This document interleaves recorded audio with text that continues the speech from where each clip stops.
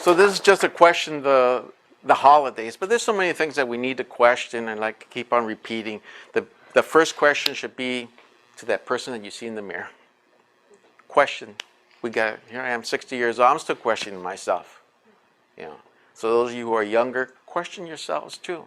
It's a long task because we've been basically psychologically damaged for 500 years, and we have to do this in an organized way, not a lo pendejo, as they say, because there's too much of that going on where people, are just doing stupid things.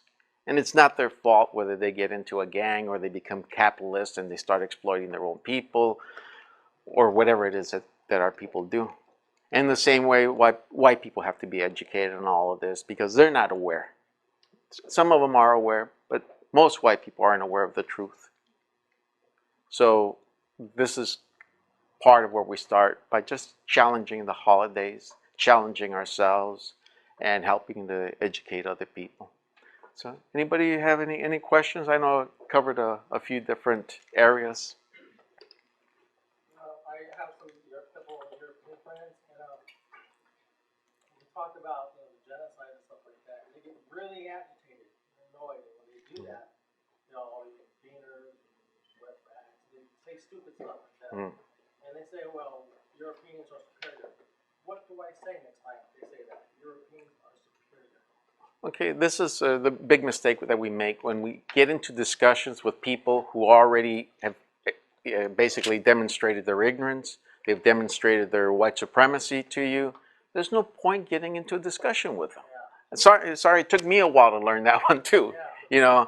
Because all you do is you get angry. You go back and forth, and in the end, when they walk away, you think, wow, I learned something. I have to question myself.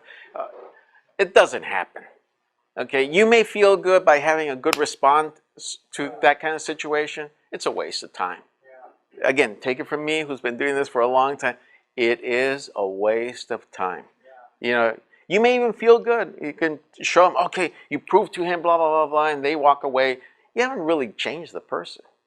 I'd rather, if you're going to be dealing with white people, on these issues, that white people who have genuine questions or confusions, because there's legitimate reasons why somebody will say, well, I never heard of all this. You guys are making this up.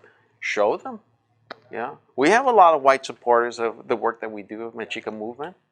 Again, these are intelligent people, well-educated people who've looked at this, and again, they're not saying, well, Mexica movement is trying to guilt trip me, and now I'm gonna. Well, yeah, what part of it there? Yeah, well, not the brown supremacists. Where do we ever claim to be superior to white people? Yeah, and that's really the same thing with racism. It's kind of like, in what way are we trying to oppress white people? Yeah, and like I had this one just about a month ago. Someone said, well, are you willing to look at it that maybe I won't use your people, but black people, is it possible that black people are maybe 1,000 times more racist against white people than what we ever were against them?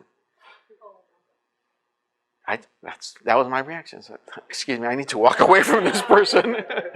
Because there are certain, same thing with a lot of our own people who say totally racist things against our own people.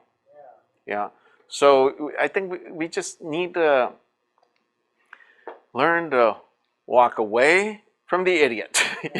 Walk away from ignorance. And when people are genuinely confused, I think, then you owe it to yourself to educate yourself, to be able to have the responses to our own people or to the rest of the people that we deal with, whether it's the Asian community or it's the African community, and because that's part of education, yeah. But whether it's our people who are white supremacists or whites who are white supremacists, and all they come at you, and you think you're going to come up with a response that's going to change their attitude, it ain't going to happen. It may happen after maybe 10 years of,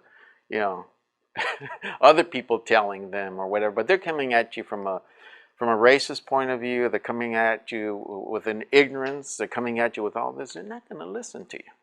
Well, their mind is set. Yeah. Tell about the chicken movement or that kind of Oh, they may end up getting more angry. Okay. Yes. Mhm. Before I wanted to say anything else, I just wanted to thank my father for introducing sheep movement to me. He's right here. It's something that's going to be a part of my life, to the end of my own days. And then one question I always wondered is the white people want us to think that we needed them to come here to do all this to us. But in fact, we were advanced. We had our own things. We were perfectly fine on our own. And I always wanted, for lack of a better term, how would we have modernized on our own if the white people never came over here?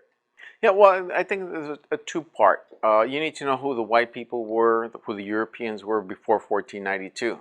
These were not the most advanced people on the planet. When you learn, there's a good book out right now, it's called 1434, and it shows about how the Chinese basically started the whole Renaissance. Yeah, and this guy documented, he's the guy who wrote 1421 also about the Chinese going to explore without a need to enslave, without a need to wipe out populations, these were genuine explorers, and then they went home. And they did trade in some, because the Europeans could come here and say, oh, can we do trade? But it was more like somebody goes to a jewelry store and say, break the window and take what you want. Instead of going, well, okay, how am I going to buy that? Yeah.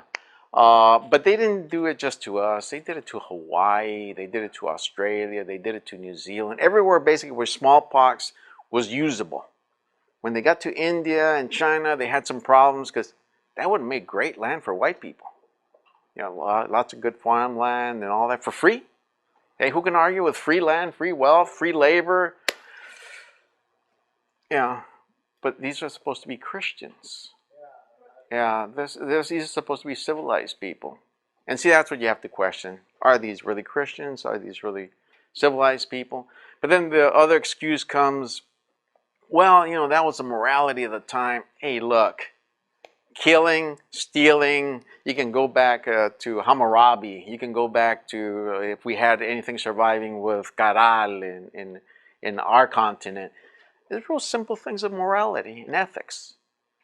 So, I don't know if I've lost a little bit of the question that about modern. Yeah. As far as I've used the example, if we had been left alone, it's not impossible that the way we were going with development, with our knowledge of science and everything, it could have been possible we could have developed computers by 1802. It's not impossible. It may sound like a joke, but think about it, how advanced we were. And if we had just traded with the Europeans and exchanged the knowledge really that came from China, it wasn't really European knowledge. And we had continued to develop, because if you really think about our knowledge of astronomy, we were very fanatical, beautifully fanatical. The Maya, yeah, but also the Mexica, and what we knew about medicine, what we knew about time, what we knew about agriculture, what we knew about a lot of different things. And basically done the same kind of exchange with the knowledge of China. It's not impossible that we would have developed a lot of things before the Europeans. What advanced the Europeans was free gold, free silver, free land. Right now, if you're given say $200,000, you think you could develop that into some nice business or something? If I give you $5 million, you'd have to be totally stupid not to do something with it, right? But that's equivalent of what was going on. So yeah, and we don't have to go on and, well, I think it could have been like this. No, you know what? All you got to do is look at our history. A history of accomplishments. The cities that we had that were bigger already than the cities of Europe. The cities that were cleaner. The city that had mandatory education, where in Europe you didn't even have that. So if you just do a comparison, do a further study, and then you see it's very natural to say we would have made progress in the last 500 years, but that was also stolen from us.